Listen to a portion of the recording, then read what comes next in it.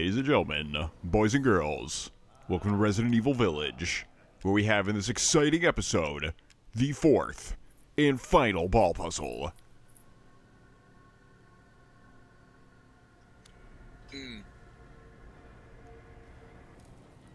Okay.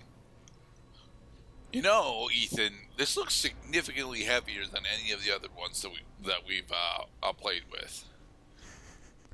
It's a marvel that we can even move. It's a marvel that we can even move this in the first place. Would you say that this marble induces madness, Mr. Cloud? Yes, actually. This ball puzzle is no joke. No joke at all. Lean on it. Lean on it. Lean on me. Then you start over again. Because you dropped the ball. Lean on me once. You know it's safe. And you'll be able to lean on me more.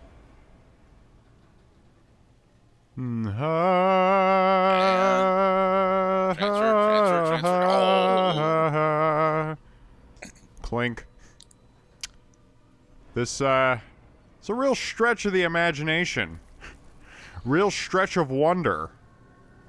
You may be stretched to your limits in this, the most difficult of the ball puzzles yet encountered in Resident Evil Village, because the last one, which we found near the windmill in the reservoir, was a joke compared to this. I find it kind of odd that for that particular transition, you can actually get knocked out of the table. This ball puzzle is riddled with traps that will send your ball off of the railing, but fret not. Because just like each of the other three ball puzzles, this one also affords you infinite retries. Well, of course, one's ability to retry is derived solely on one's willingness to retry, even if it's at a reduced cost. And go. You might want to build up a little momentum there first. Okay, now get the angulature right. You held on a little too long. Mr. Cloud. I don't know where I am. Now I do. Yeah, the camera for this for that particular transfer is shit. The camera is shit. And that's why you gotta. It didn't knock you out. That's what I was concerned about, because if the cage is working correctly, then that bat shouldn't be able to actually knock you out, because you're gonna hit the bat either dead on or slightly off, which is gonna push you forward. Isn't it amazing that every one of these moving gears and gizmos is all interconnected and moving at the same time? All powered by man's mastery of the machines. No. I can imagine, like, Ethan is just a passenger in this vehicle of a ball he's found himself in and goes screaming to the ground when he falls off the track. Well, given the amount of rotations and spins that are all constantly happening in this ball, being a passenger in this ball would be horrendously unsafe. You'd want to wear a seatbelt. And okay, here we go. Nope. Try it again. Can we just get a top down? I understand that the roof is in the way, but how much is the roof in the way specifically for that transfer section? Quite a bit. Well, the camera is following the ball, right? But if there are any objects in the way, then that's why you have to rotate the camera. There we go. Okay, we're on the rails. Good. Now this time, don't let that turnstile knock you off again, because it's open on the right side, and you fell off. Well, that's the first time we've been to that turnstile, so... Tickets, please.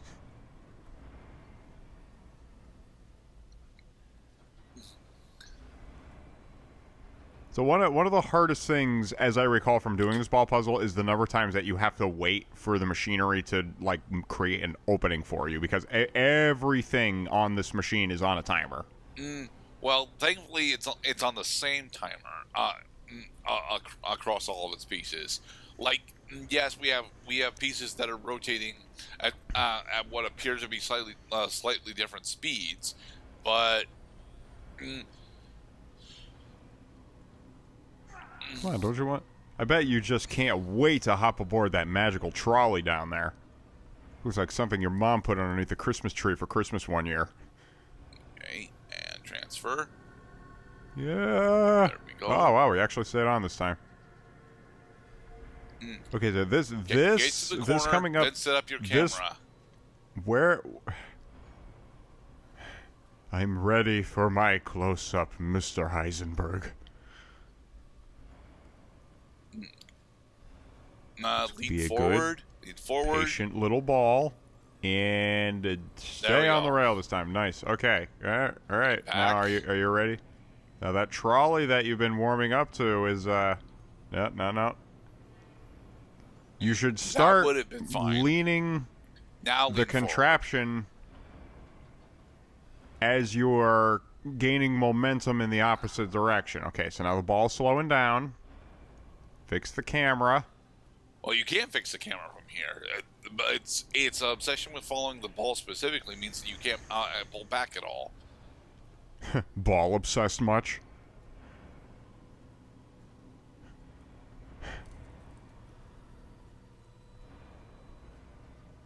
I've got big balls. And go, I've got big balls. And they're iron horse balls and mermaid balls.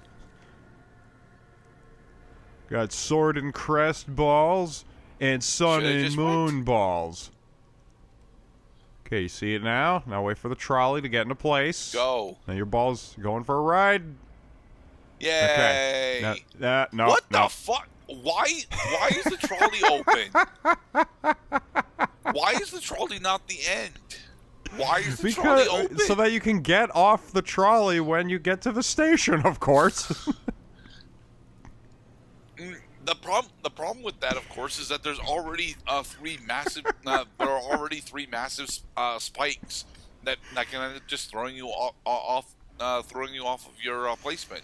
And what do you mean get off at the station? It doesn't follow the track the rest of the way. No, neither did the ball that time. So you use that exit door, so you enter the trolley through the roof, and then you exit the trolley on the left-hand side.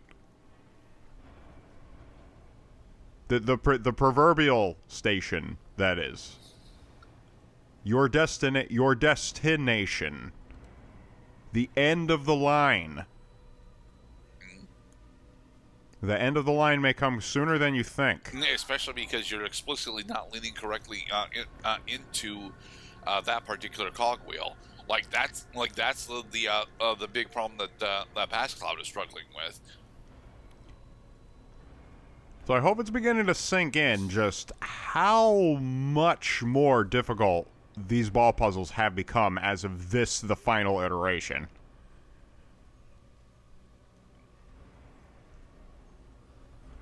Oh yes, and you will be rewarded for your persistence. Nope, try it again. Honestly, that obstacle right there is, in my opinion, the most difficult of the entire puzzle. It's not the first one that you run into. It should be pretty simple. Lead into the cog's corner, and when it's time to transfer, lead directly down. That's all it really should be. All it should be is just anything other than a gigantic waste of time. Rest assured that as we just saw, if you attempt to lead straight down when the transfer comes up, you end up that the ball just literally decided not to participate there. But if you lead directly down when the transfer comes up, you end up getting knocked out because directly down isn't actually a mood not because of your fucking camera.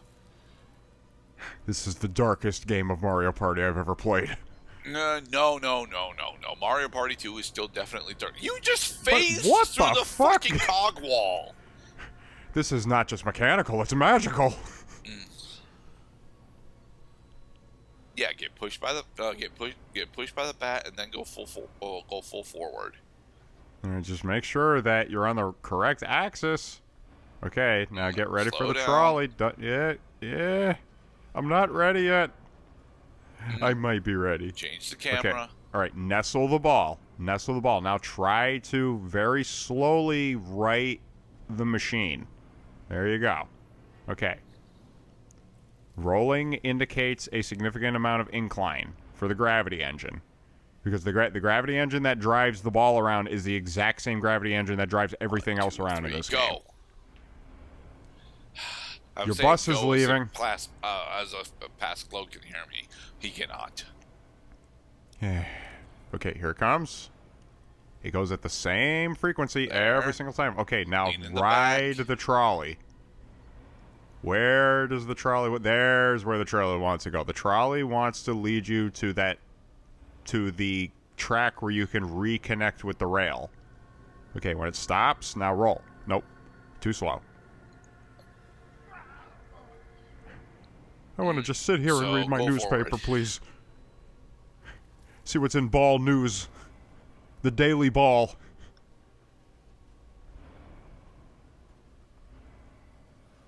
And go. Nice. Yay! All right. Okay. Around the bend. Just is that go it? forward, drop down. Is that Go it? back. Is that it? Ding, ding, ding, ding. Yeah. And for completing the ball puzzle, you get the blister the fuck skull. you skull. So, what is it worth 10,000 lei or some shit? I think it's worth like 9,000. That's it. We spent 12 minutes on a ball puzzle for enough cash to pretend to upgrade one weapon. So, given that we never had to restart the game, we never had to use healing items, we never had to consume resources. It's basically free money because this game does finally. Free money because it was way more stressful and aggravating than it was fucking supposed to be.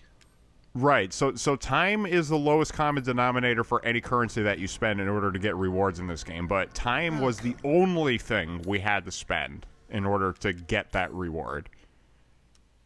Oh, it's 30,000 lei. Okay, so that means we can actually get. That means we can actually get what is effectively 2 pretend upgrades for our weapons. It's quite valuable. Talk about having a pretty price on one's head.